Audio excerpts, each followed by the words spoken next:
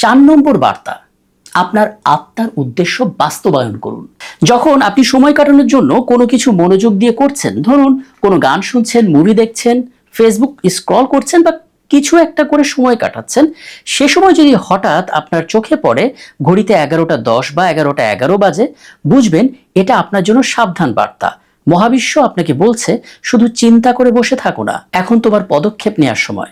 আসলে আমরা অনেকেই অনেক বড় কিছু হওয়ার স্বপ্ন নিয়ে বসে থাকি, কিন্তু সেই অনুযায়ী আমরা যে কাজগুলো করি সেটা আমাদের লক্ষ্যের সাথে একেবারে সাংঘর্ষিক।